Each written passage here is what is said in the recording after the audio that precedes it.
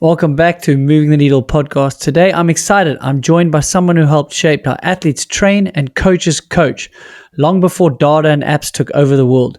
Dirk Friel is the co-founder of TrainingPeaks and a true pioneer of digital coaching. He basically helped invent how we track and plan training today. I'm super excited to see what we can learn from Dirk, especially when it comes to applying all that endurance wisdom to the gravity world.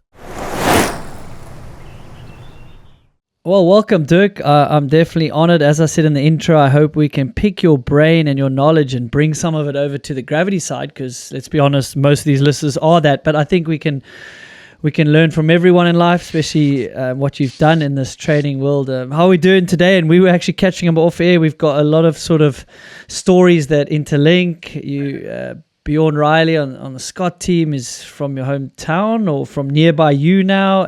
You've done the Cape Argus in South Africa, the most famous amateur world championship race in the world, I like to call it. It's everyone's their world champs. I've done quite a few of them, almost 10, I think, in my training days for downhill. Yeah, no, I have great fond memories of South Africa. As I said, I went down there and did the Cape Argus, but there was a pro race on the front end when I went down and did it, and it was like live on TV with Paul Sherwin or somebody, was commentating, and yeah, that was awesome. And then I actually the following weekend I did the Ironman in Port Elizabeth, so I did like Yes. back to back race weekends with a little safari in Pumba Game Park, like in between. So it was a whirlwind South Africa trip. It was awesome. Yeah, and then you mentioned Well, Bjorn Riley. I mean, he's on Scott, Team Scott. He went to high school with my daughter, same graduating class. He grew up like a kilometer from where I'm at right now in Boulder, Colorado. And another Scott like tie-in is Nino Schurter, obviously the legend, and I'm lucky enough to have a signed world champ jersey from him after his fifth victory. He won a few more after that. But yeah, so cool. A lot of great tie-ins. I'd love to get back to South Africa sometime. yeah, that's awesome. Did you do a sub 3 August? So that's everyone's claim to fame, Ooh, but I would safely assume you did that if you were I at the had front end of the a pack. nightmare of a race. I on like the second climb or something, like early on, my chain broke. And I was like, and it broke over the top of a climb. So I'm like descending and my chain is like literally like dragging off my derailleur off the back. And I'm like, what am I gonna do? And it took me a while. I kind of like limped through and I came upon like a neutral support tent, like with a mechanic. And they did like fix it. But by then, like I had, 800 people had passed me. So I had fun the rest of the day. So I did not look at my time afterwards. Yeah, that's unlucky, but I like to just tease everyone on that race. It's just Yeah. everyone's, as I said, world championship, and it's cool. Like it's up to 35,000 participants now. They cap it, so it's huge, and it's great for our country. And obviously, Cape Epic's become super popular worldwide now. And well, you've mentioned this. You've got this rich history in cycling and training. I mean, we have to dig into that. We've obviously got these synergies which we can connect, but maybe like a brief, just elevator pitch of your history and just starting this Yeah. behemoth now. But obviously, back then it was just to help with a need you had. Yeah, exactly. I mean, I just loved, cycling from age 12 on. I've been racing every single year since 1982. So tells you about how old I am. I started when I was 12. And from 12 years old, I actually just thought about like racing in Europe. So when I was 19, I dropped out of school and got a one-way ticket to Belgium. I was there for 5 years, came back to America in 95 timeframe. Started coaching with my father. Like my family business was coaching cyclists, triathletes, and runners. And my dad wrote a series of books: the Mountain Bikers Training Bible, Cyclist Training Bible, many other books since then. And he had a coaching business as well. So I'm here mid 90s coaching with my dad, and we were using the fax machine and email attachments. And every Sunday night, paper would just pile up below the fax machine of the training journals coming in from the week. Some riders by that time had a power tap, some had an SRM, polar heart rate files. So I was getting email attachments of all these different file types, but then to open them, you had to have desktop software and a unique software platform for each, device file type. So it was just horrible. Data fragmented all over the place in three-ring binders up on the, office shelf. So, I'm like, hey, Dad, there's this thing called the internet. It's 1999. Come on. And so we had this vision of building, on an online training platform. But I really saw it as a calendar, a training journal, everything synced, with your workouts. Our athletes could see upcoming training and record what they did. And it was really, at the beginning, it was really to provide a higher quality service to our athletes that we were coaching. But neither my father or I were technologists. We were the practitioners, we were the coaches. But luckily, the best man at my wedding and a teammate of mine was the only web developer I knew in the entire world. And he had a real job, 9 to 5. He had a steady paycheck. Something to do with the internet is kind of all I knew. And so I pitched him on the idea of building this thing for our coaching business. And luckily, he said yes. And we just stayed up late at night, doing it. After I was training and coaching during the day, and after his day job, it was just sweat equity. There was no business plan, no raising money, no debt, nothing. It was just get down dirty and build this thing, and we got it up and going early 2000, and we were using it with about 30 athletes that we were coaching. And then we decided to start to open it up from there and see if other coaches would like to use it. And it kind of took on a life of its own. So that was the year 2000. And from that moment on, I started to coach less and work on this thing, Training Peaks, more. And it luckily every year has been better than the previous year, for 25 years now. This is our 25th year anniversary. So yeah, that's it in a nutshell, like how it started and where we're at today. Yeah, there's obviously so many threads to pull on that, and that was the short version. But I did hear that that meeting with this friend of yours was in Vail, Colorado. Is that correct?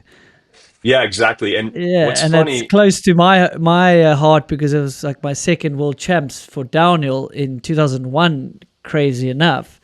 So when I heard that, and you mentioned like the name of yeah, the pub, and like there seem to be so many like serendipitous things that happen with you. And do you believe in luck and chance? Like it's kind of crazy that you wanted to start that at that time, and the internet was there. Like in another time, it might not have been as successful or grown as big. yeah, yes and no. I think definitely oftentimes luck has a lot to do with it and happenstance, and timing, certainly. I Yeah, have timing. Yeah, that's a better word for it. Like the timing. yeah, and I think in the world of the trends that were happening or about to happen. I'd say obviously the internet was a thing, but there was also the dot-com bust. So, in the year 2000. So there a lot of businesses relied on just advertising dollars. And for 25 years, we've never taken a cent in advertising. So from day one until today, we've been SaaS before SaaS was a thing. It was pay for service. So somehow we decided to do that and not take ad dollars. So that was a decision. So we survived the dot-com bust and we learned how to live on, the revenue coming in. I think secondly, coaching. Coaching was very nascent at that time. Cyclists, triathletes, runners did not really hire coaches, but it was just starting. It was picking up steam. And national federations were just starting to have coach certifications. I think USA Cycling was like 1997. It was the first year that they had a coach license. So we were just a couple years after that, and that was building momentum. Another trend was technology. I mentioned Polar, PowerTap, SRM, and now obviously we have Garmin and everything else, right? But that was just beginning. But obviously, in 25 years, it's taken on a life of its own. And it used to be very difficult to record what you did and download it and get it to the internet. But now it's just you hit stop on your device, and within 6 seconds, it's in 20 different websites, right? So um, that was a really good trend that we were able to ride the wave of, and we were kind of ahead of it. And we were the first web interface where you could see power and heart rate through a web browser. Very first place ever you could render that. And prior to us, you had to have desktop software to look at your power and heart rate files. So yeah, there was just some trends I think that we were lucky enough to ride along the way. Yeah, and you guys were surprised when sort of these companies told you that no one wants to look at the data post the ride. So you Yeah, yeah, were. yeah. I didn't mean to take anything away from what you've built. I just think timing is a thing, and seeing those trends and spotting those. But you guys were like, no, we want to look at this afterwards. We want to analyze it and start using more data and going away from just gut feel and intuition and what the body feels like, which is a really important part, obviously, in training, which I love. Like you still so sort of, you think that's a big thing still, which I do really enjoy about your methodology. Yeah, we definitely had a story early on where we showed, how you could look at power and heart rate data through the internet. And we showed it to one of the manufacturers, the major manufacturer, and that was their response. They said, nobody looks at their data after they ride. And obviously everybody does now, right? It's just like, how did I compare, and so it was like, oh my Lord, like we were like deflated after that call. But at the same time, we had our coaches, the coaches that were using the software to manage their athletes, they were demanding that data. And the coaches definitely wanted to look at the data after the ride, right? So we had that in our corner. If we left it up, if we were just purely, B2C to consumer, it may not have, it probably wouldn't, it would have failed. But because we were B2B, direct to the coach, that really like spurred on the demand. And they were kind of like forcing the athletes to upload the data and, there was a lot of hurdles to get the data into TrainingPeaks at that time. So yeah, there's a lot of value. I always say once you enter the second year of collecting data, it is infinitely more powerful because today's ride alone is just a little blip in time. It's more about consistency over time. But then once you have a year's worth of data, you can then go back and compare. Okay, how much time in zone two, or how did I perform on this course, this month last year, this week last year, or that race 3 years ago, and now we have people with 20 plus years worth of data that they can compare and look at trends over time. So that's what's really fun. You don't know what question you'll have of your own data next year, and you don't know where science will be next year. So now we're talking about in road cycling durability. That's a whole kind of new topic of durability. Okay, that's a whole set of new questions to ponder and ask of the data and try and find answers to. And I'm sure there's very many of the same type of thing going on in downhill. Courses are changing, times are changing, distances, difficulty. It changes the game and the dynamics and how, what questions will you have next year of your data set? Yeah, that's super interesting because I had a coach I met through the pod and went to do a project. So I needed to get fitter now since I retired. And he used Training Peaks. Said no problem, just make an account and he'll upload there, and that was great. So I got to use the interface, and you're right, like that. Using coaches to push it into athletes in the beginning makes a lot of sense. But that would be a cool thing to try and understand. Like the road racers have been using data probably for longer with training. What do you think us gravity riders can learn from them if we start trying to tie that sort of piece of the puzzle together? Yeah. Well, let's start with I think at the end of the day, whether you are a road rider racing uphill or a downhill or racing downhill, you have to show up to the start line prepared. Like we can all agree on that. There's a lot that goes into being prepared. Sleep. If you have horrible sleep, for an entire month or a week or whatever leading into your race, you're not going to perform well. So HRV is becoming a thing. How well prepared are you? How recovered are you? So tracking recovery metrics means a lot, no matter what you're training for. If you stay up late drinking, it might not hurt your bowling score, but it will hurt your downhill time, right? So I think, we can be a central hub in terms of all things fitness.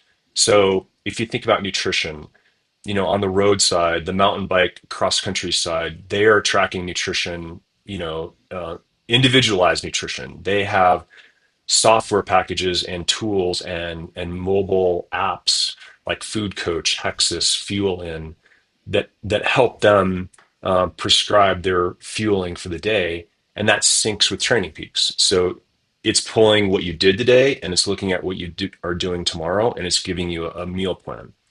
That's a possibility. Nutrition recovery is very important no matter what your sport. Strength training. Strength training can help any sport. I'm sure a lot of downhill mountain bikers have a strength program. So we have strength training built into Training Peaks. So your primary downhill coach may not be an expert in strength training. Therefore, maybe it's best for you to go hire a strength coach specifically for the gym. But those two coaches can actually see the same data within Training Peaks. So your strength coach can see your big days, how recovered you are, and they can periodize your strength training just like your head primary coach is. So we're starting to see athletes with sort of like a holistic view of training. They'll have a nutritionist, they'll have a strength coach, maybe a sports psychologist. Some teams have sleep coaches, and then you have your head primary coach, and you'll have a director, right? And so, You seeing this on the yeah, tour level? I can imagine, right? Tour de oh, France absolutely. level. Yeah. And every team is different. I'm not saying this is every single team, but there are teams where they have all of those experts on staff in house. They're employed by the team. Obviously, at the highest Tour de France level, that is what's happening. And so the riders are actually shared with a multitude of experts, and they interact with those experts in individual ways, depending on their needs. Like I may be a great sleeper. I don't need the sleep expert, but you might find benefits from working with a sleep expert. That sleep expert can track your HRV. They can track your sleep hygiene before going to bed. They can see your hours of sleep, your quality of sleep, depending on the wearable that you sleep with. And comments. We've been talking a lot about data, but your mood, motivation, um, stress level, soreness level, that we call those daily metrics in Training Peaks. So right on the mobile app in the morning, you can put in my mood, my motivation, my soreness, whatever your coach might want to get from you. That is incredibly powerful data. It's not objective, but it's the subjective data oftentimes should overweigh the objective, workout of the day. If you feel horrible, crappy, low motivation, mood, stress, etc., you probably shouldn't do that really hard workout today, right? So it's kind of like the more elite you get, the more the plan changes. There may be a roadmap leading up to the next World Cup, but depending on your own individual recovery profile, oftentimes the professional elite athlete is working with their coach to make those micro adjustments every single day, and they have that communication back and forth every day. So most of that communication can be handled through Training Peaks. There is obviously folks are using WhatsApp and phone calls. Like we shouldn't replace the voicemail or the phone call with your coach or the in-person meeting with your coach. But a lot of that data and communications can be handled through Training Peaks. Much like we have a lot of motocross, teams on Training Peaks, and motocross obviously is a very demanding sport, and so they're adopting, fitness coaching, big time. The biggest motocross teams have in-house coaches, fitness coaches, to help them better prepare. So there's a lot of things that can be untapped that don't have to do with the line you took in the third turn, right? Um, there's probably better software to look at in terms of your times and what exit speed you had out of the third turn versus the entry of the fourth turn. But yet everything leading up to the race, that's where a lot of training peaks can come into play. So yeah, I see a lot of advantages there, and a lot on. I think there's a lot to be untapped on the psychological side. You know, the cognitive load, the quick decision making. You have plan A, B, C, depending on the weather, the how the track changes over time, over the weekend. You have different, I guess, strategies and how to make those quick decisions in the moment. Obviously, reaction time is everything for your sport. So I think there's a lot to be untapped in terms of like the on the cognitive side and the neuroscience side has still a lot to be untapped. Yeah, I would agree, and I think downhill sometimes get a bad rep from the outside, like, oh, you just raced down the hill, and some of our tracks now only 3 minutes long, but you know like what a body goes through to push itself, like you say, mentally, physically. But I think we're missing the part that there's an off season. We have quite a long off season. We have like a little longer race season now, 10 big races plus world champs and a few in between, but starts say April to October. But we've got 4 or 5 months of preseason, and that's where the Right. coaches are using Training Peak, and that's where all the gains can be made. Like, you need to have done that by the time you get to the first race. You can't do a crazy amount of work in the season if you're racing a lot, right? And that's Yeah. the periodization that comes in, and I think we can learn from the roadies in terms of like they are more professional. There is more budget. They are sacrificing potentially more, and that's where there's this like downhill's super interesting because it's the adrenaline junkies and the ADHD people that it kind of draws in.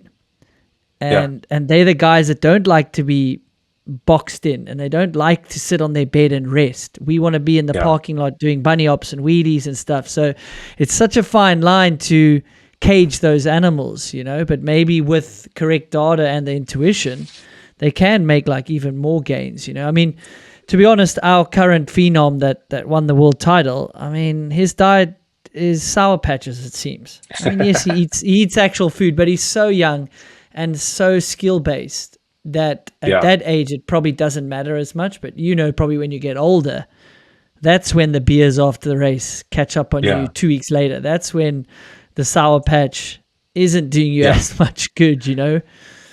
Yeah. Definitely the longevity in sport and durability, of maintaining that peak level throughout the entire season comes down to preparation, and that consistency over time is really what matters. So if your nutrition means that you get sick more often, if your nutrition means that you don't sleep as well, too many monster whatever drinks and Red Bulls or whatever vodka drinks, I mean, you can definitely get away, but you're probably at some point gonna suffer the consequences. But maybe you only want a 3-year career and make the most of it and you're out, But if you if you are having problems making it through the season, that may, there's areas that you may be looking at to improve that will help you with that durability and longevity of your career.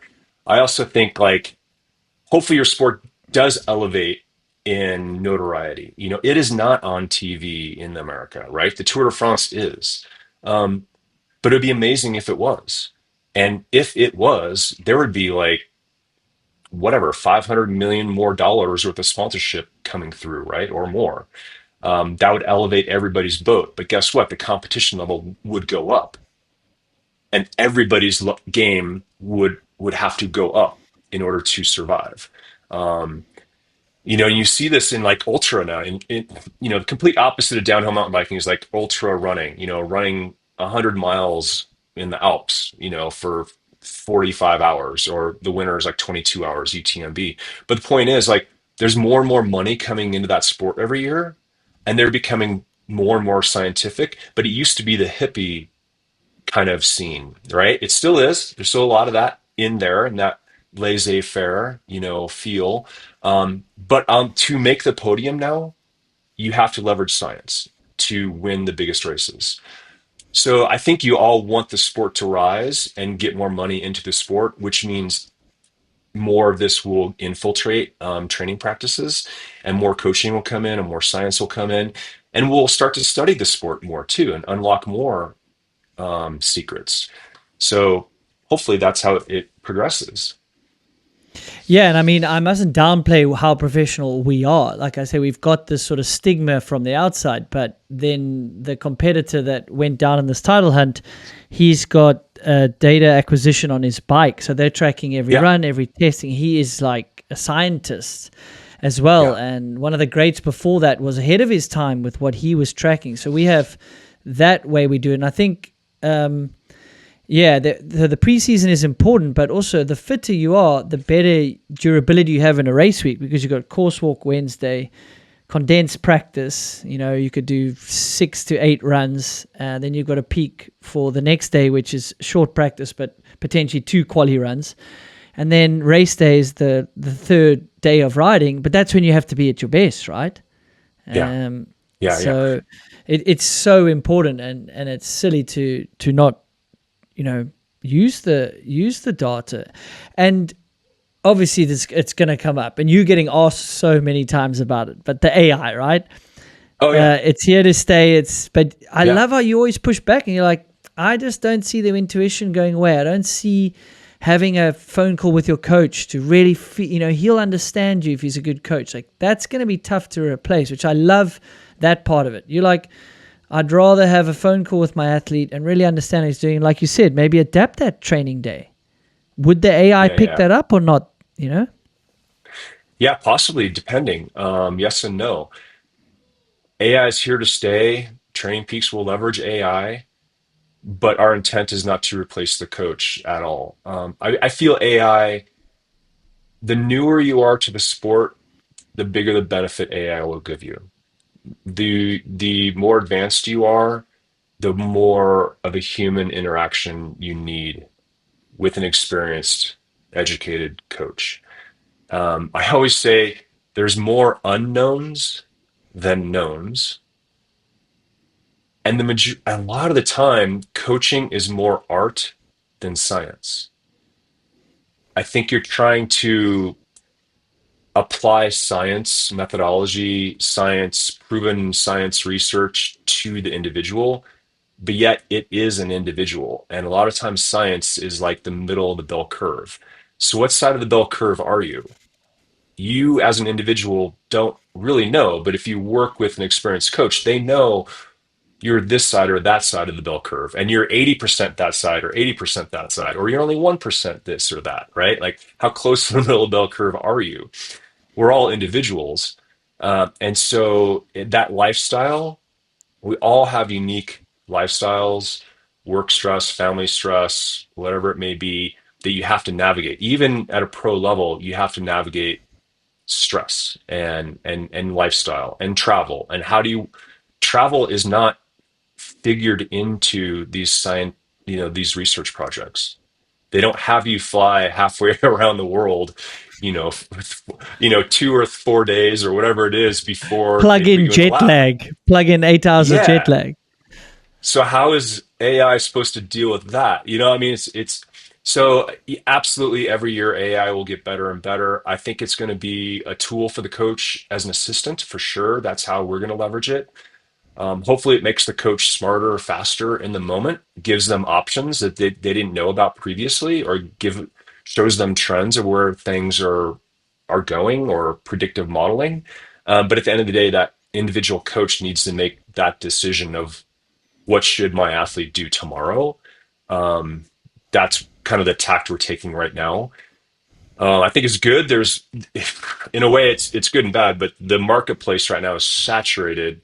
Obviously, if you're a runner and you search running coach, the first 30 options are going to be AI, right? So the best running coach in the world for $15 a month.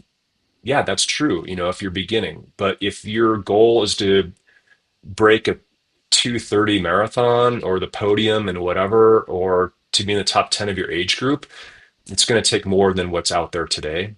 Um, but yeah, as I said, it's here to stay. It's going to get better. We'll be leveraging it for sure. Yeah, and how would let's call them a weekend warrior? A lot of the Yeah. listeners are not professional. How do they leverage Training Peaks differently from the pro? How should they be using Oh, Training Peaks as well as being coached or training as a broader sense? yeah. Because you've got this amazing wealth of knowledge in training from your dad writing these books to you being a pro, and I think it's like a perfect storm to be head of this software company. Yeah. Your question of how should a weekend warrior use it differently? In a way, it's however they use Training Peaks, it's the same way a pro would use it. However, a pro and a coach, working with the pro probably use a lot more of the feature set or the analytics within Training Peaks. But I think we all start the same within Training Peaks. It's just like connect your devices, start collecting the data, record your morning metrics, how you feel, your stress, motivation, all that. And then in the endurance world, you set training zones. So what's my heart rate threshold? What's my power threshold? From there, I get time and zone every single day. And then I see time and zone for the week, and I get time and zone for the month. And so it just kind of like builds on itself.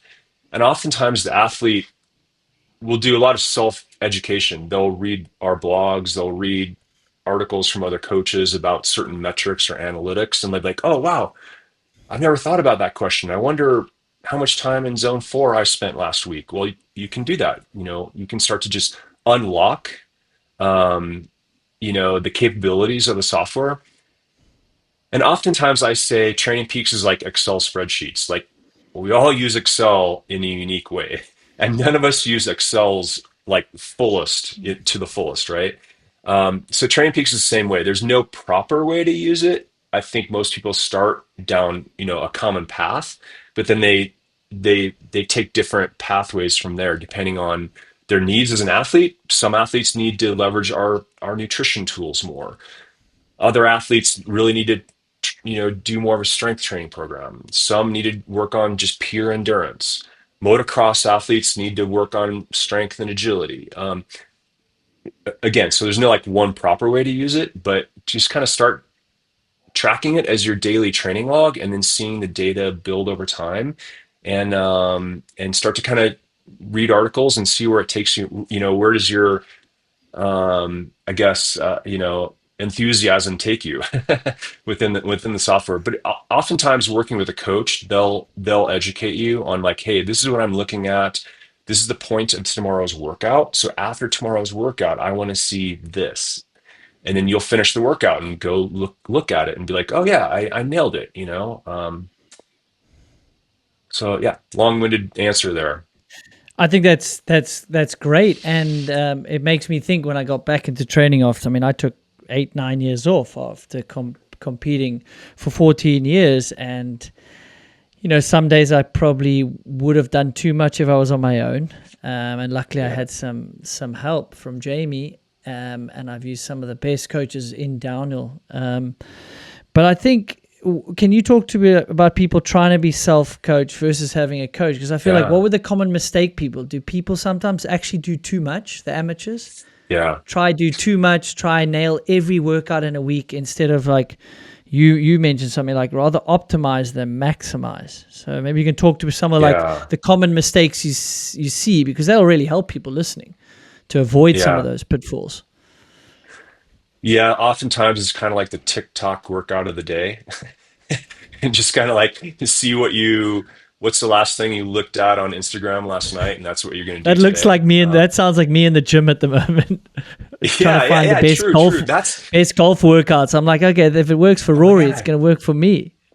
There's like 3 million different things you can do in the gym. Like, how do I decide? Hence, that's why I go to a trainer once a week and they give me my workout, to perform, because I have no clue, right? And so it is, if you're just randomly shooting in the dark, you can kind of expect the same results. I often see, my most experience is obviously in road cycling. And so I see this time of year in North America, Winter setting in November, they get indoors on their bike and they're racing, several times a week on an indoor platform. And we have that in Training Peaks. We have Training Peaks Virtual, and we have races every single day, and we have really hard group rides every minute of the day, no matter what hemisphere you're in or what time zone. So people just jump in, and because they don't have a plan or a direction, they just go hard. And so you kind of like end up every workout almost tends to kind of look the same. And what happens then? You plateau. You plateau early. You don't realize it. You made gains early, but now you're plateauing. And actually, your A race is in like June or March or something next year. But you've kind of like made all these gains up to January, and then you're just like holding on. But yet you have this outdoor season coming up, and it just kind of like falls apart from there. And then you repeat it year after year because you don't have that expert advice and instruction. So in general, I see self-coach athletes for the most part tend to overdo intensity because they don't have that self-control or that long-term view. Whereby a coach might come in and say, "Oh my Lord, you're doing way too much." I think you mentioned this earlier. Like, you're doing way too much. I need to hold you back, and we're going to do some focused training time. And so oftentimes people are lacking, that aerobic fitness, and you can get a lot of gains by doing, long, steady rides with a lower heart rate to build the aerobic capabilities, and then add on the intensity later on.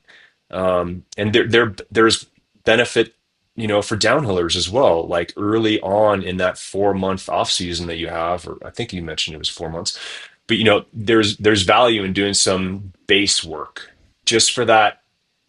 The reason you do the base work is for your recovery time. If you have Mm. multiple qualities a day, obviously you're at plus it's stacked day after day. Your capability to recover actually comes down to your aerobic fitness, not your anaerobic speed. Your anaerobic Yeah, speed has preach. nothing Please to, preach. Yeah. yeah, exactly. Your anaerobic speed has nothing to do with how you're going to recover between sessions. It has to do with your aerobic capability. Now, there's diminishing returns. You're not going to do 30-hour weeks for a month in a row, right? But there is definitely a lot of benefit to be had by improving your fat max or improving your zone two capabilities to a certain point. Every sport has that. You don't need to train like a Tour de France rider, but you can make improvements that will help your, again, the recovery capability. And that recovery capability means a lot, in your sport. Um, so back to your original question, I think too many athletes overdo the intensity. They train to their strength, which is not unlocking the results that they want. Whereas a coach will come in and say, "Oh, you have this weakness. Let's improve this weakness, and that will get you 10% more gain." But if you're always ignoring that one, whatever piece of the puzzle that's, missing, but it's the 10% gain that you could get sometimes overnight. You see people on horrible bike fits, and if you just got a bike fit, you would get 10% faster. Your neck and your back wouldn't hurt. Or nutrition, again, in the road cycling world, like nutrition on the bike means a lot and how much you're taking in. But it might be in your world, recovery nutrition, after the session or after the last session of the day. How are you going to fuel up for the next day? Um, which will help your sleep as well. So nutrition will help the recovery sleep, which will help recovery for tomorrow, refuel your muscles. Um, so there's an endless number of secrets that every individual athlete has to unlock. But oftentimes, if less left up to our own devices, we ask the wrong questions. So again, going back to the AI, if you give the AI coach to the athlete and it's just the athlete and the AI tool, the athlete oftentimes will ask the wrong question and they'll go down the wrong rabbit hole. Like, I cramped really bad yesterday. How much sodium should I take in? And they go down that path, assuming they didn't have enough sodium in their diet. But actually, they have way too much sodium in their diet already. And the reason they cramped is because they went out too fast. and they didn't pace the session well. Um, so that's where the educated coach can come into play and kind of stop wasting your time and put your time and efforts where it's you can maximize and optimize. Yeah, well said. And I'm hearing you. I'm thinking like downhillers have really leveled it up. And I think our training is pretty good. But I think maybe the nutrition, like hearing you speak about some of these road teams where they'll download the data from the day and then by 6 Mhm. p.m. they've been given their dinner plan, right? So Yeah, just like, yeah. They is have, it going to be yeah. carb heavy or carb light, protein mix, all that sort of stuff? Like that's super interesting to me that they're optimizing at that level. And then you've said the other thing, which I think is not a new hype word, but sleep, how important sleep is for general health, longevity. But as an athlete, like it's everything. You can do all the training you want in the off season. If you have stress and horrendous sleep the night before a race, like Yeah, I that's know. I would say unlucky if that's what you're dealing with, if you can't fix that. But it is tough to sleep before a big race for sure. Yeah, no, I think like it goes without saying, you don't always have the best sleep the night before, but I think like leading up to that night before means a lot.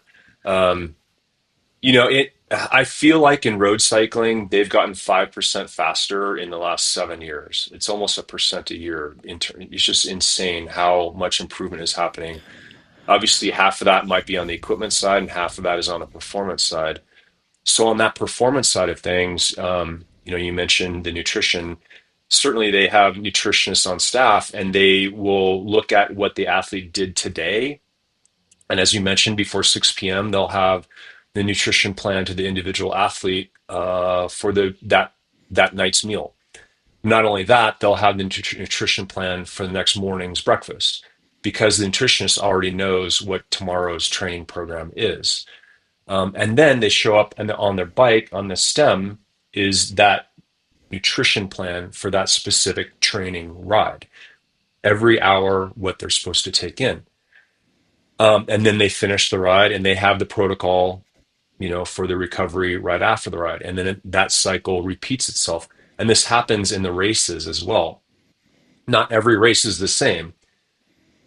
Each individual athlete will have different energy requirements going into the race, and the strategy plays out uniquely within the race as well. So that's dynamic. The nutrition plan is dynamic, it's to the individual, and it's ever changing.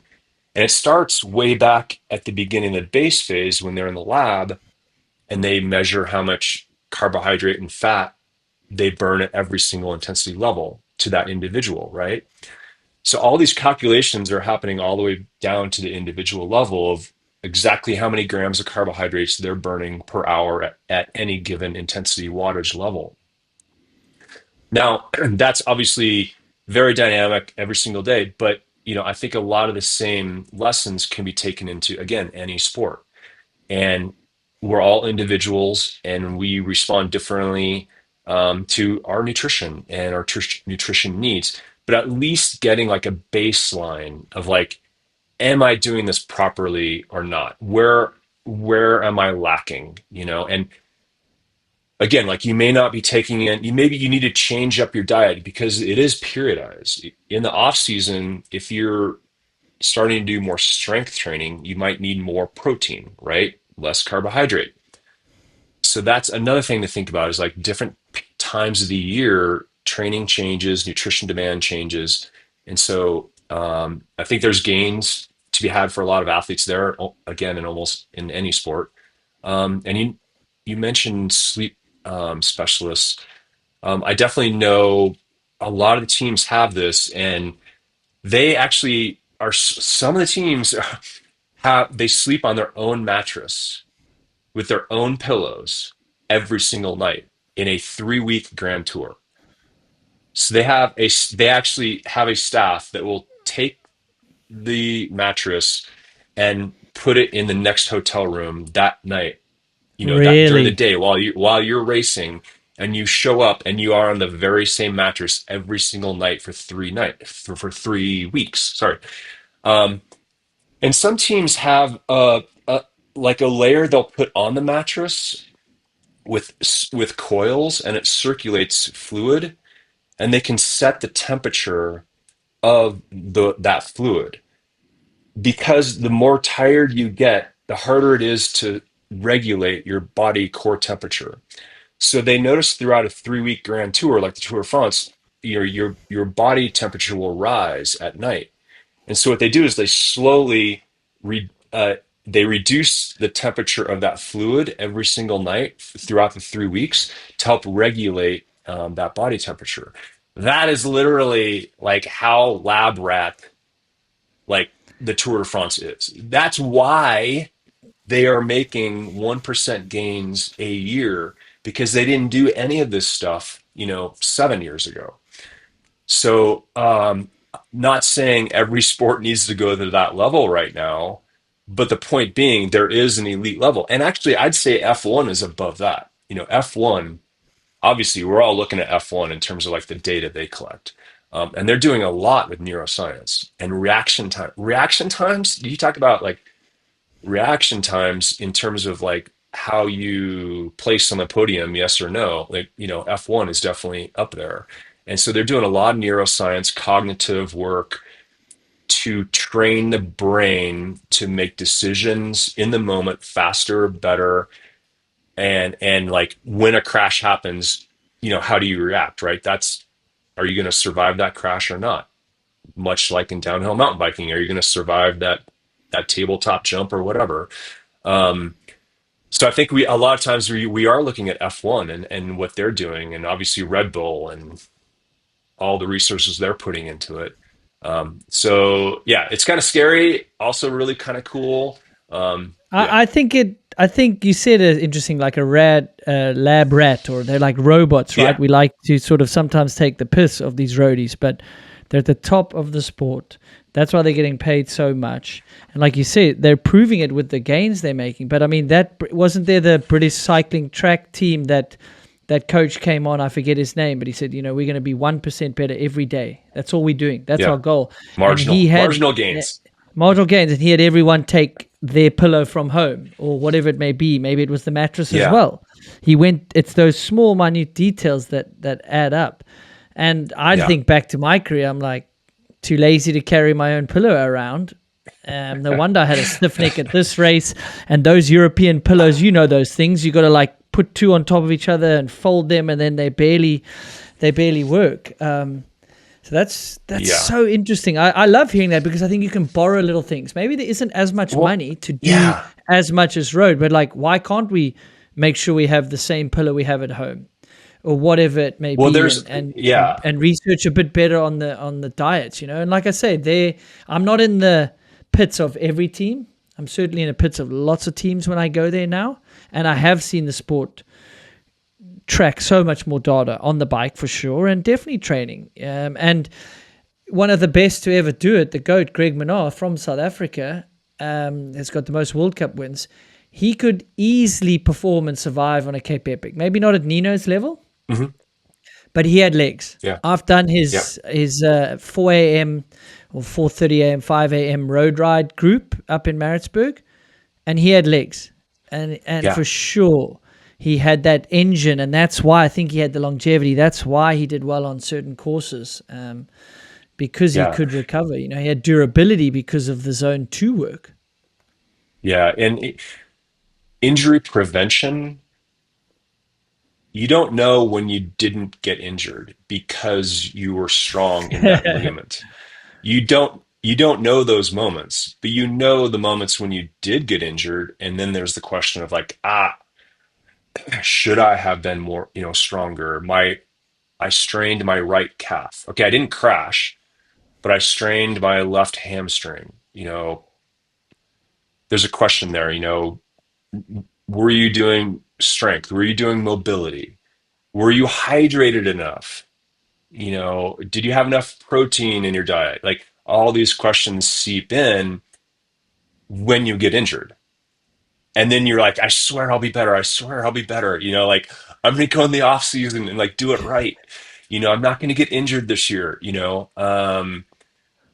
So that's a lot of like, how an athlete will think, right? They'll change habits, they'll look into certain aspects of training or performance when they get injured or when they get sick. And hope, that's not the ideal case. But that oftentimes is what makes the athlete better. Like they do come back better, stronger, smarter because they went through that downside, that injury, that sickness. But that's ideally as an athlete, you need to take those moments and get better. It's those moments that make you stronger.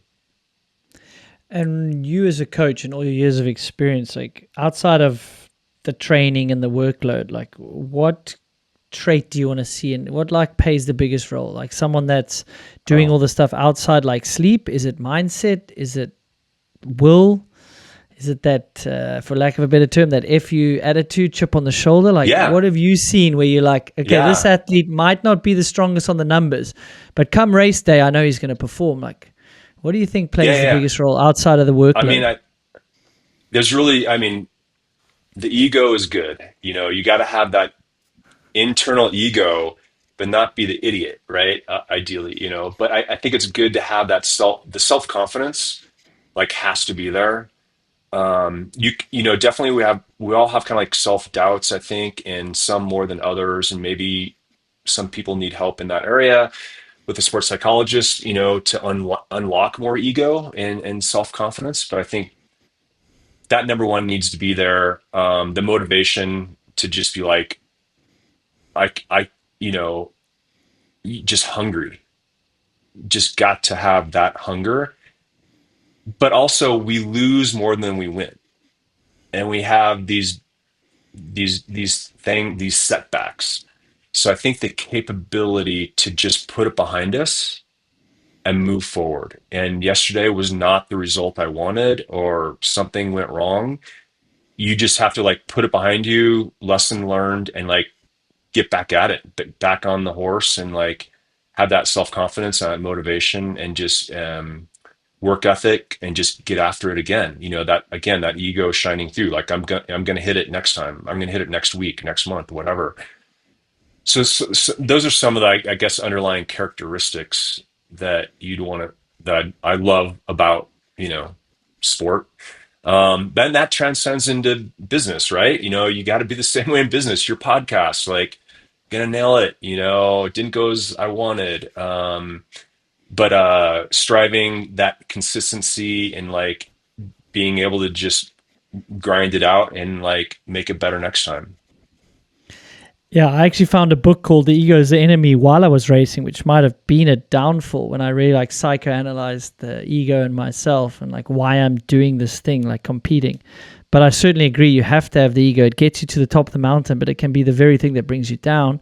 I've said it on the podcast before, so maybe it's fair to share it with you. Like at some point, I feel that maybe Lance's ego got the better of him to go back to the tour. Now, I don't know him. Maybe you've come across him. I've got utmost respect for how he's handling himself now. And look, we're not going to go into the weeds of that era. But at some point, like the ego can be your downfall, so you have to manage it. And I think it's such a fascinating topic that you as a coach, like, yeah, I see the ego. I need my Yeah, athletes to have a certain amount, right? And yeah, yeah, some you have to help them, like you say, like some of the champions in on my tour, like I can see how much doubt they have, but it's almost like they're so self-critical, they're never satisfied. So they're always like, what can I yeah, improve? I could have been better. It wasn't the perfect run. Like they don't rest on their laurels, which is also, yeah. it'll drive you mad, but that's why they stay champions. I know it's tough when like you have every day can't be successful. Again, you have more losses than wins, in these sports. I mean, some people are the champion and win out a ton, but that's very few. In road cycling today, there's only one cyclist that wins, right? Tadej Pogacar, right? And everybody else Mm. is chasing. Um, yeah, but they're all, like the top guys at Remco Evenepoel, and these other riders. They're still getting after it. They're gonna have a great off season to try and beat him, the goat. Uh, so yeah, but yeah, the ego could get you into some bad places as well. That's why I was saying, like, take it to a certain level, but then it can be your downfall as well.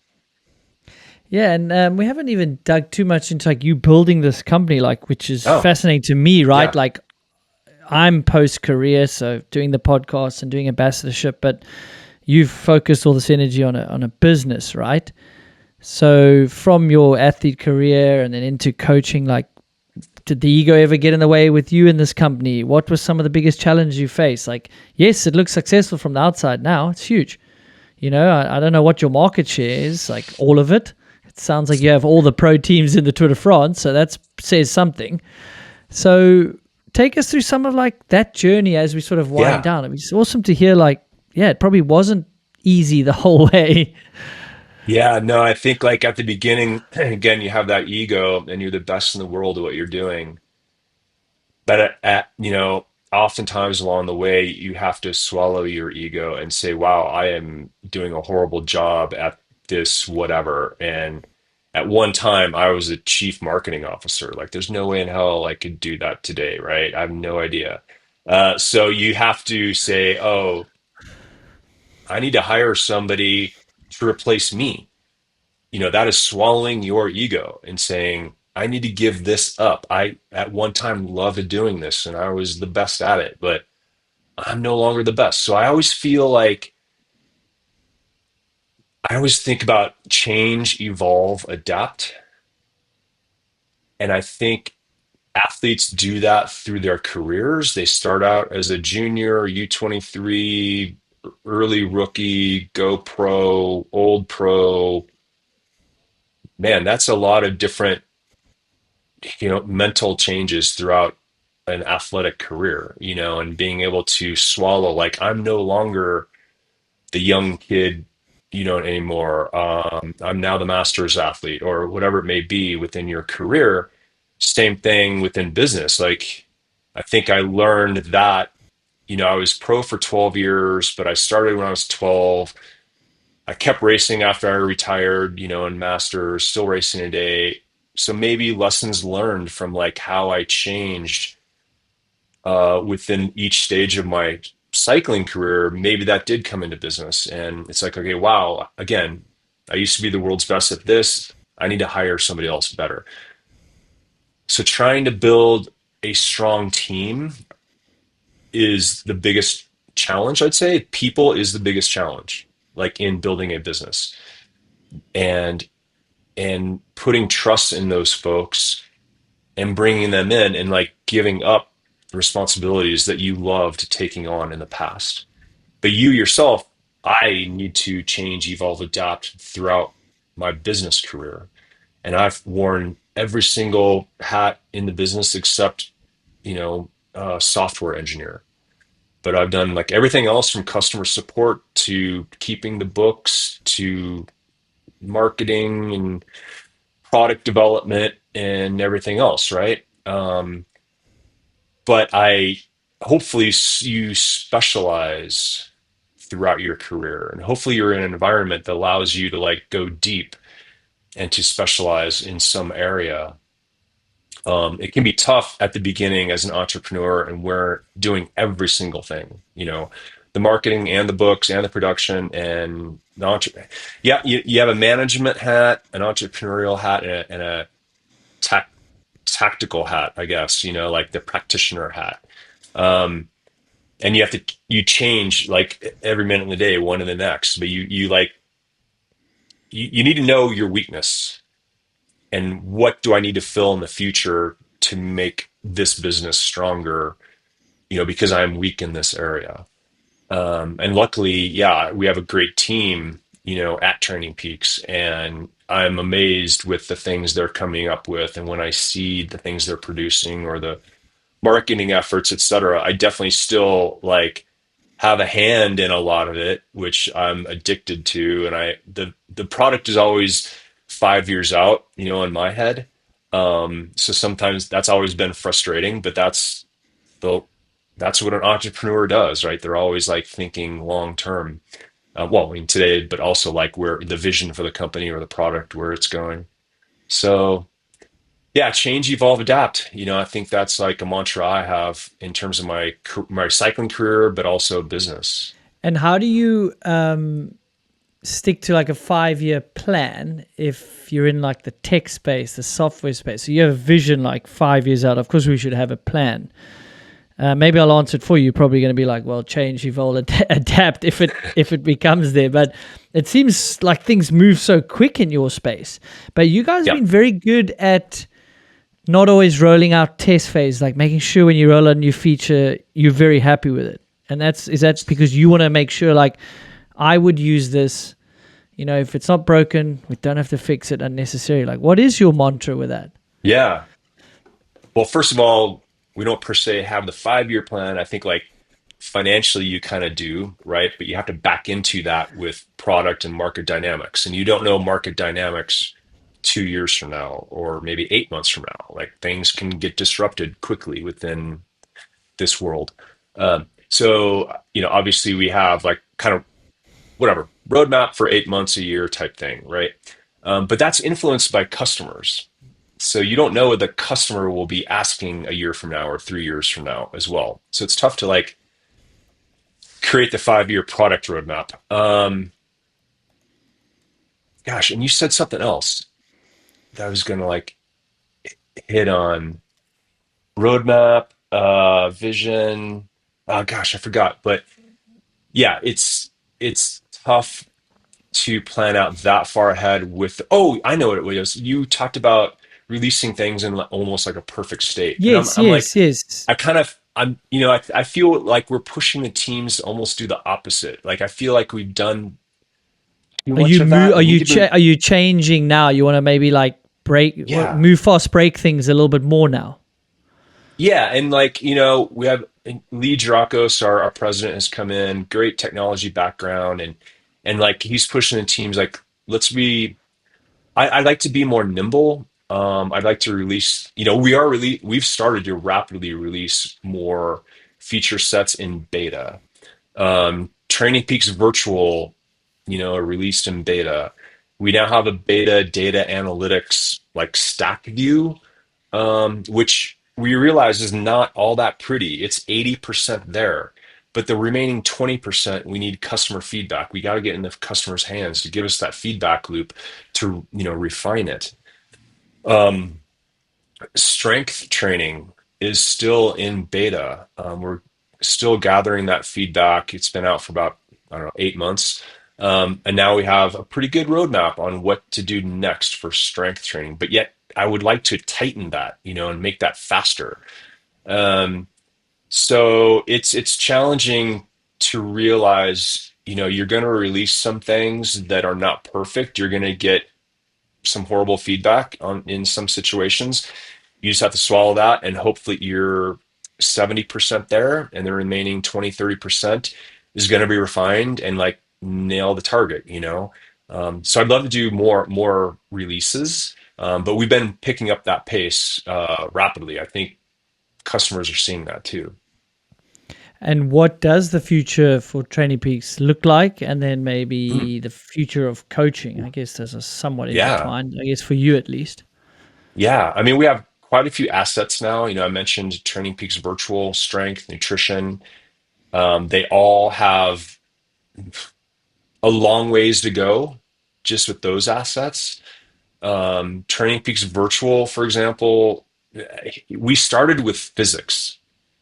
Like, we're kind of the only indoor training virtual platform that really started with physics. So, wind direction matters. What side of the wheel you're on matters in terms of drafting.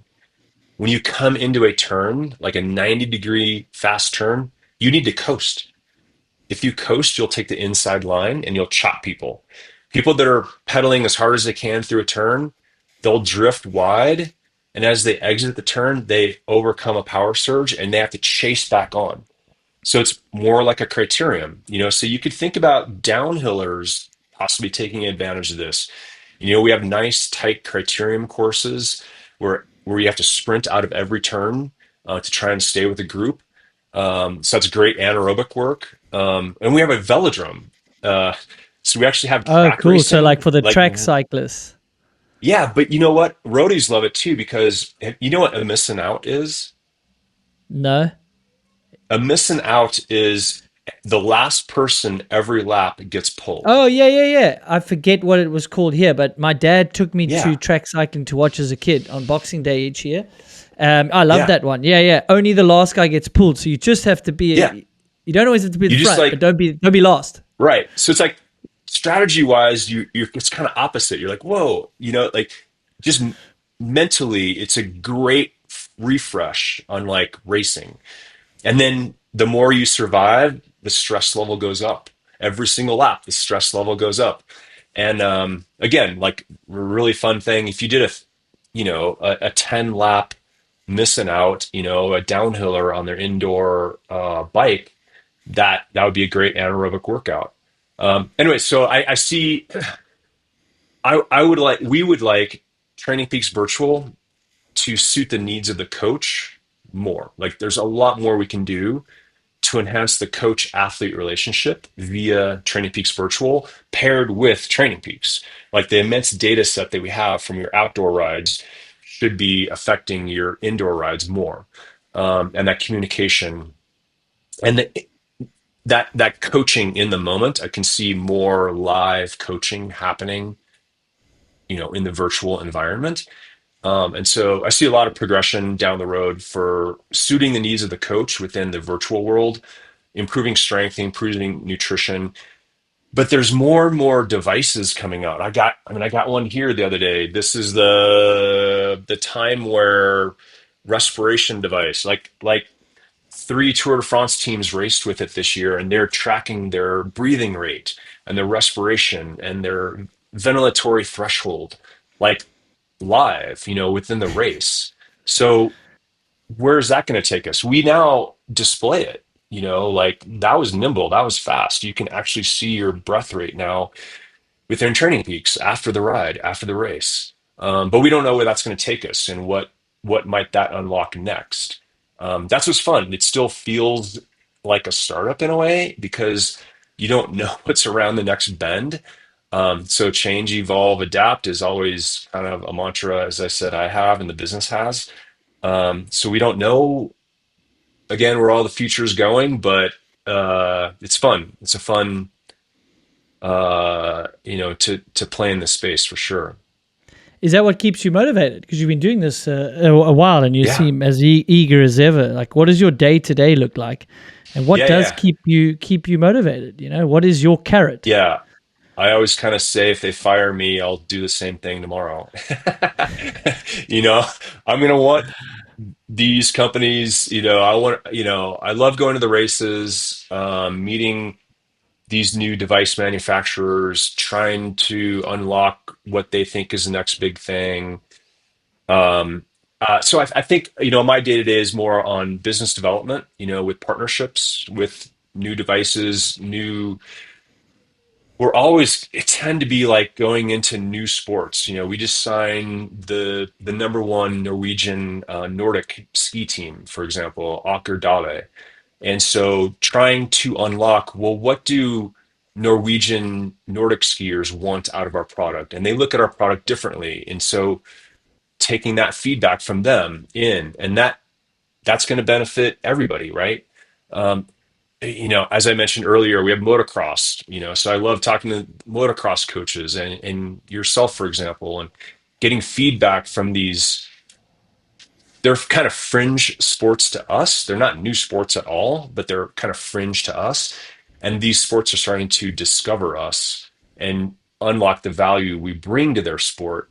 So I like learning. I love seeing training through different lenses. It's Okay. like every single day is like, oh, a swim coach, a Nordic coach, a motocross coach, a triathlon coach, a Tour de France coach, like nutritionists, sports psychologists, sports whatever.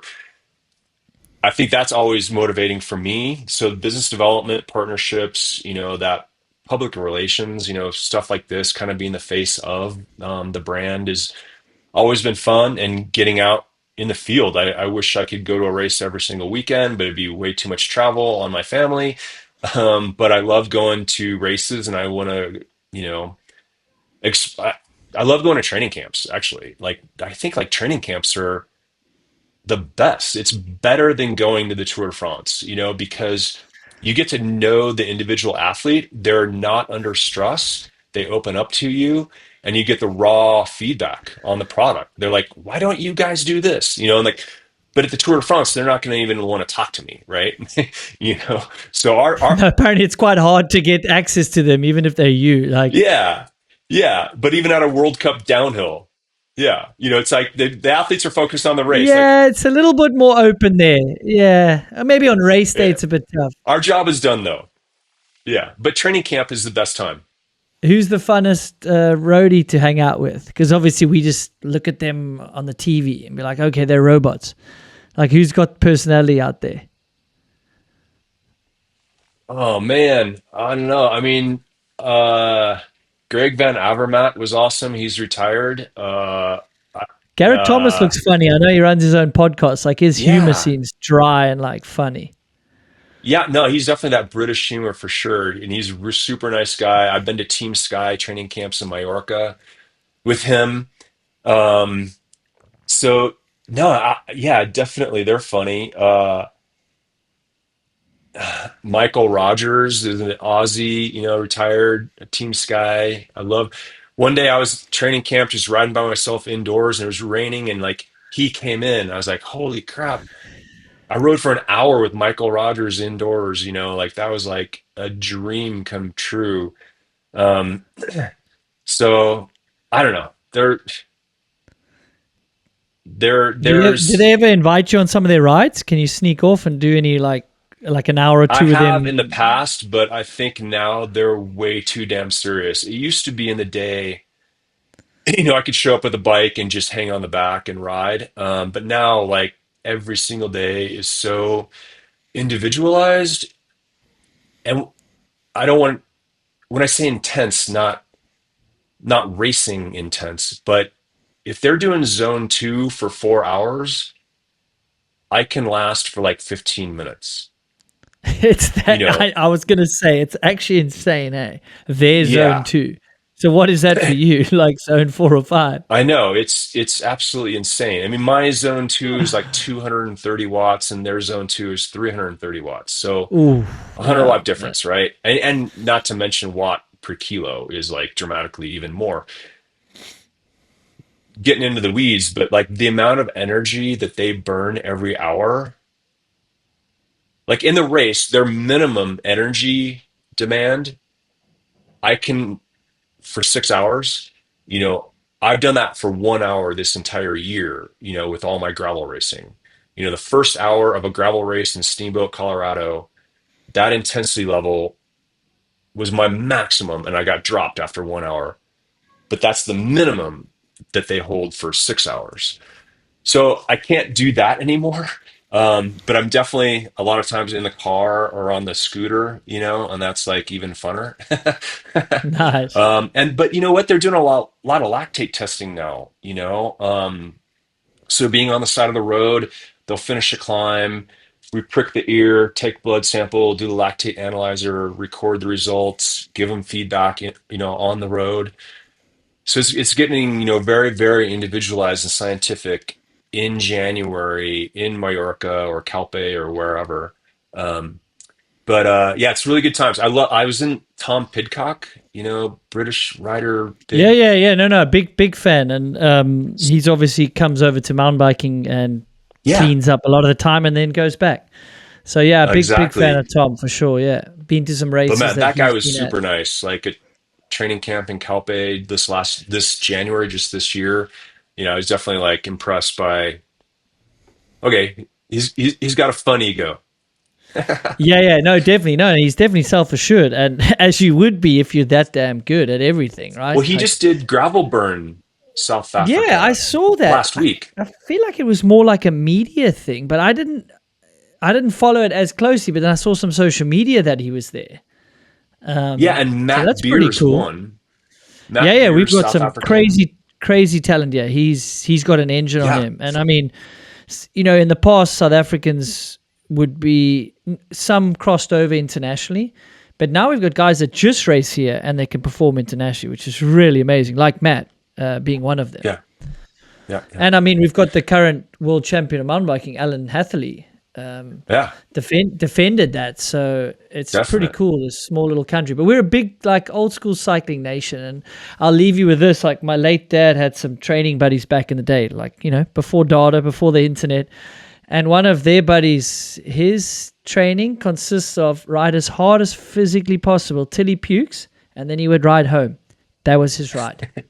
It I was a know. bit I tongue knew in cheek, but pros. that's Yeah, basically how you rode. yeah, You did intervals till you had a pavement pizza, and then you went home.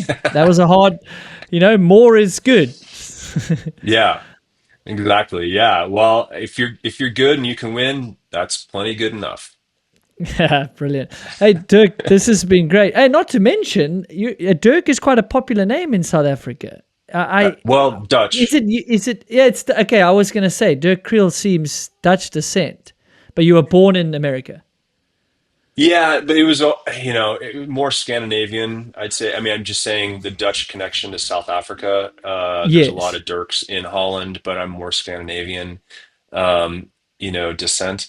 But it was funny in racing in Belgium for 5 years. You'd see on the start list Dirk, and they'd add a DE, like Dirk de Friel, like as if I was a Belgian, you know. So that was neat to see. But yeah, definitely not too many Dirks here. No, but did you come across any South Africans in those racing days? Because our South Africans pre-apartheid, they basically had to like sneak out the country and ride under other nationalities. But they went to Belgium to try and make it. We had some incredible road races back in the day. Yeah, that was probably a little before my time, but there was a Mackenzie there were like I remember like a Jay Thompson who raced Tour de France level for Dimension Data. Wasn't that a South African Yeah, yeah, we had team? a yeah, yeah. Yeah. Um, Yeah, we've had some really good, and we had a South African team on the tour. I think they fell off the main tour. I don't follow it as much, but yeah, yeah. we had some Yeah, really Dimension Data incredible definitely riders. had a good run for sure out of South Africa. Yeah, and we had a sprinter, Robbie Hunter, that did very well. And look, there's been many Yeah. names. I'm not going to be able to mention them all here. Like, I don't want to butcher half of the South Africans that are done incredible.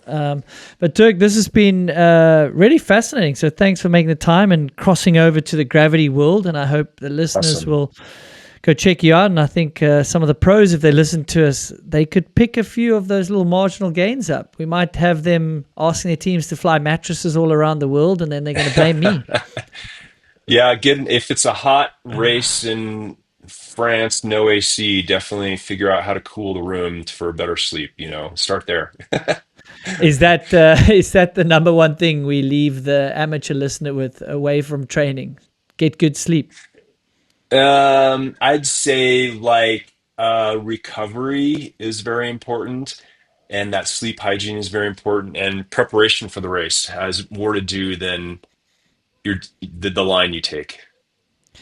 Yeah, brilliant. I always tell the guys, like, "Hey, it's the week leading up to the race. Less is more right now. I'm not a scientific coach, but less is definitely more leading up to a race. But that's both for the physical and mental. The cognitive Yeah. deloading is definitely a thing. Like coming into the race, like lowering that stress level.